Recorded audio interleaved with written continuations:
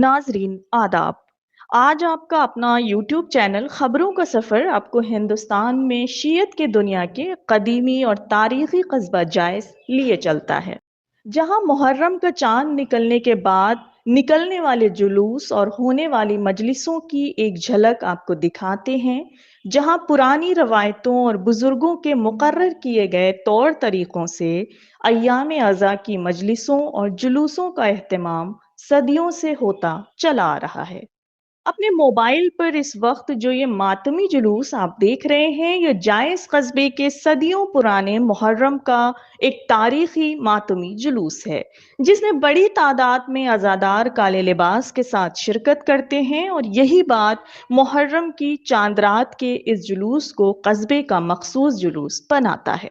इस जुलूस को इस्तकबाल अज़ा के जुलूस के नाम से जाना जाता है। ये जुलूस कस्बे के सैदाना मोहल्ले की अरब सरदार की मस्जिद से मुहर्रम का चांद दिखने के बाद हर साल निकलता है।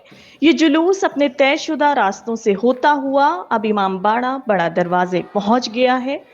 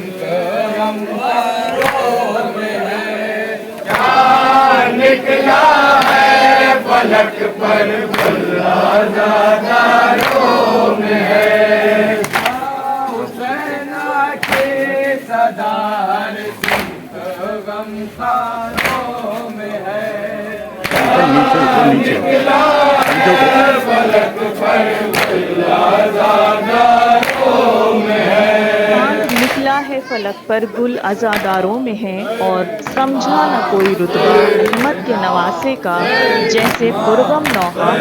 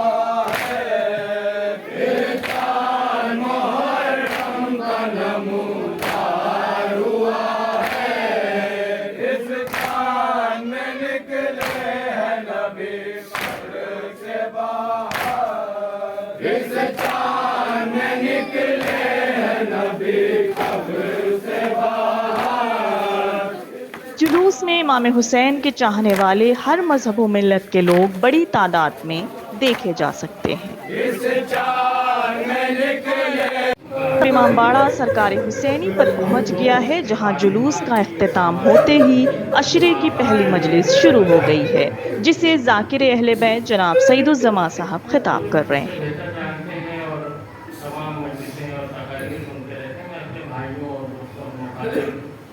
ये जो वक्त गुजरा इधर हाल का, ये इमाम हुसैन के चाहने वालों के लिए शदीद इम्तिहान का वक्त। जिस वक्त ने इमाम हुसैन की कुर्बानी और उसके जिक्र के औचित्य और रेलिवेंस पर सवाल खड़ा कर दिया था।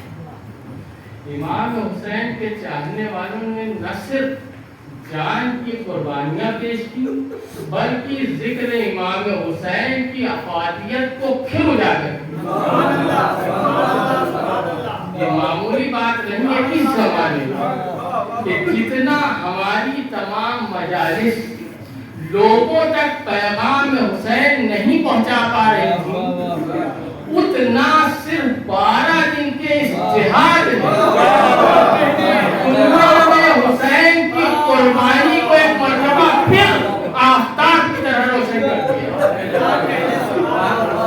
और मैं उन शुहदाए राह खुदा से, उन मुजाहिदीन खुद से मेरा कोई ताल्लुक नहीं, उन पासदारान इन्क़िलाब इस्लामिया को मैं जानता नहीं, लेकिन जो सरकारी रिकॉर्ड के एतबार से 627 शहादतें हुई, मुझे यकीन है कि आज चांद नजर आने के बाद उनमें उनका कोई अजीज, कोई हिस्सा उनको अपने मरहूम के लिए रो रहा होगा।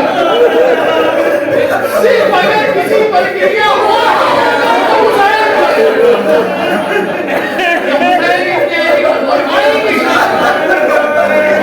चाहने वालों ने जिस तरह से किया, हमारा सलाम हो उन पर, उनका निसारों पर।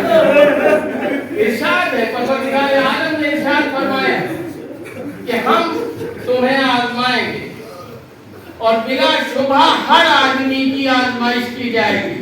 इरशाद है परवरदिगार आलम का कि इससे कोई बचने वाला नहीं।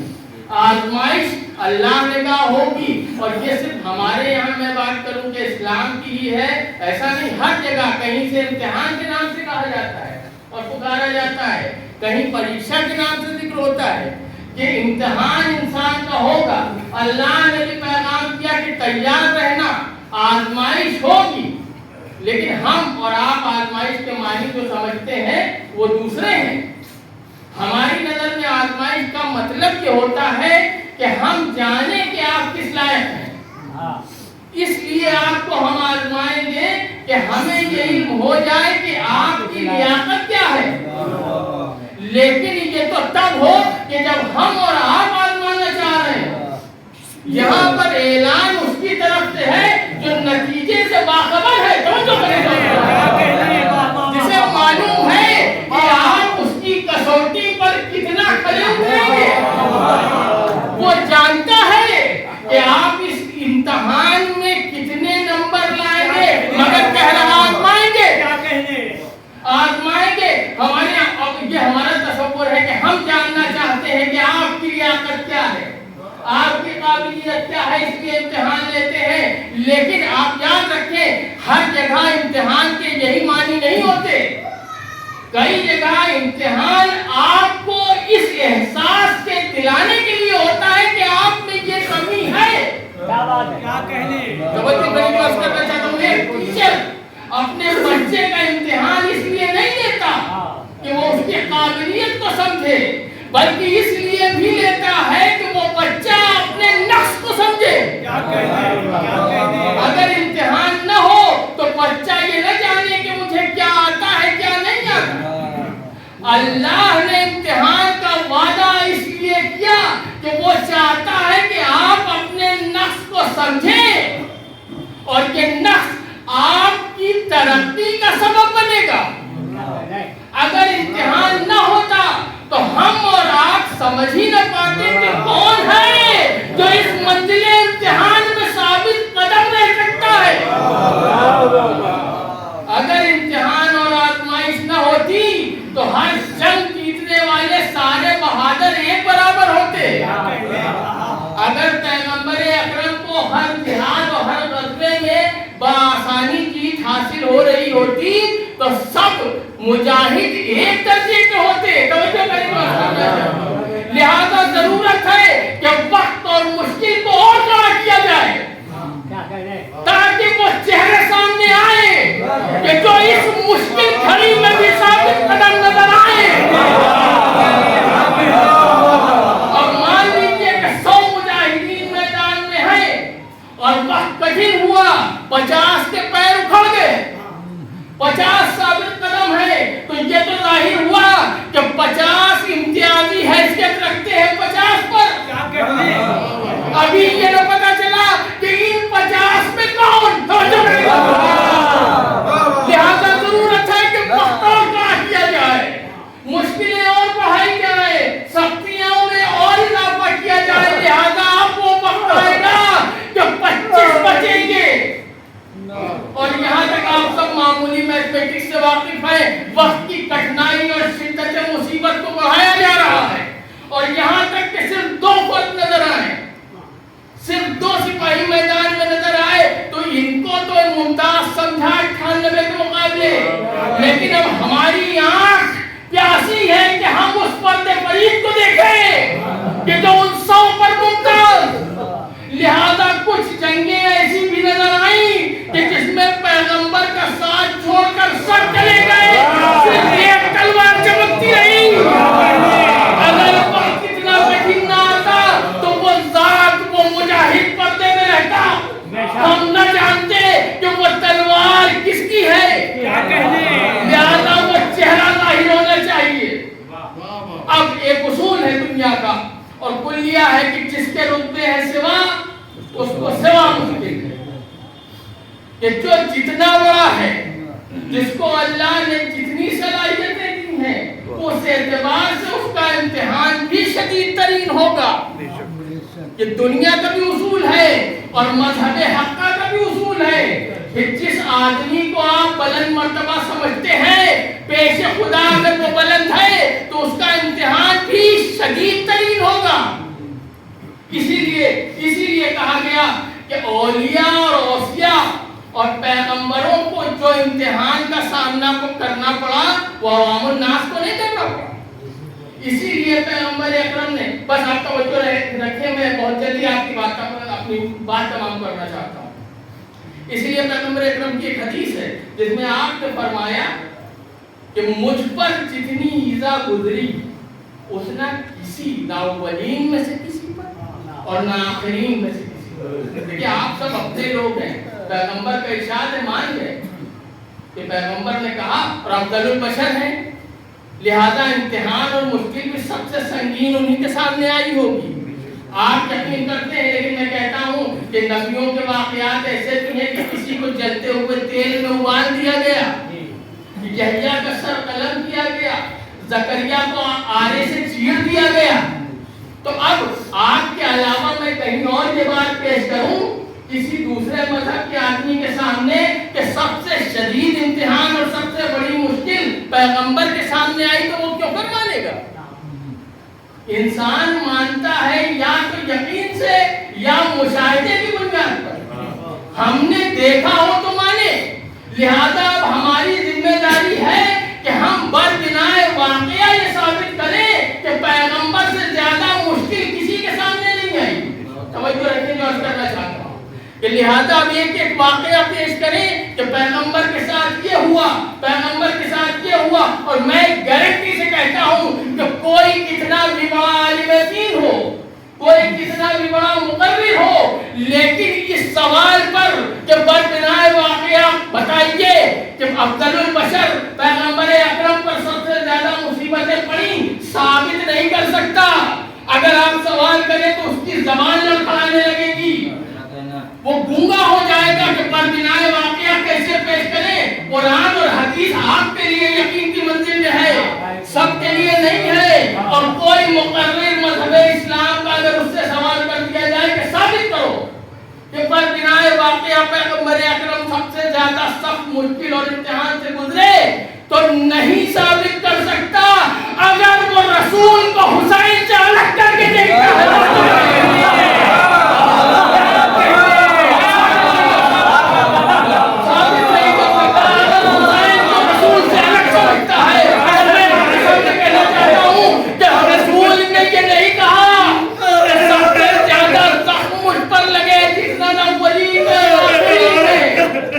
आपने कहा जो ईज़ा मुझ पर गुजरी वो न अव्वलीन में न आखिरीन में। अब ईज़ा की मानी तकलीफ के हैं।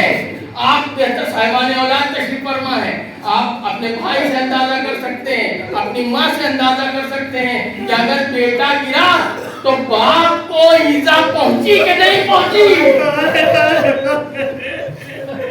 बेटा जख्मी हुआ तो बेटे को होना चाहिए, तकलीफ आपको हुई कि नहीं हुई। हुसैन पर करबला में जितनी मुसीबतें पड़ी, बस मैं ये तमाम करता हूँ कि हुसैन पर जितनी मुसीबतें पड़ी सभी ईज़ाए पैगंबर अकरम ने महसूस की। इसीलिए जिस बेतहाशा और जिस परेशानी के साथ हज़रत अली अकबर के रुखसत के वक्त इमाम हुसैन घोड़े के पीछे दौड़े, आपका सुना हुआ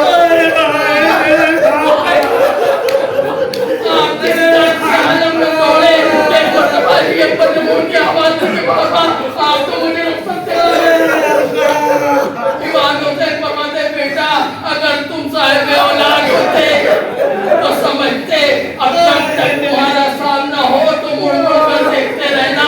अब ये मंजिल है जो रिवायतों में नकल किया गया है, लेकिन एक रिवायत और है जिसे चश्मे बसीरत से समझा जाता है कि जब फातिमा का लाल आखिरी मर्तबा मक्तल की तरफ बढ़ा तो एहसास हुआ कि कोई पीछे दौड़ा आपने मुड़ के देखा तो पैगंबर अकरम आवाज़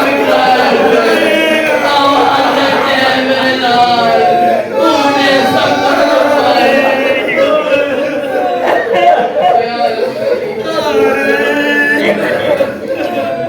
मजलिस के बाद जायस के लगभग सभी बड़े इमामबाड़ों पर चांद रात की मजलिसें होंगी जो देर रात तक चलेंगी। और कल पहली मुहर्रम से 12 मुहर्रम तक जायस में सुबह से लेकर देर रात तक मर्दों और औरतों की मजलिसें, तारीखवार मातमी जुलूस और रोजाना नजरे मौला अब्बास का एहतमाम भी हुआ करेगा। तो चांद रात की इस वीडियो को यहीं पर खत्म करते हैं। इसे देखना और शेयर करना ना भूलें।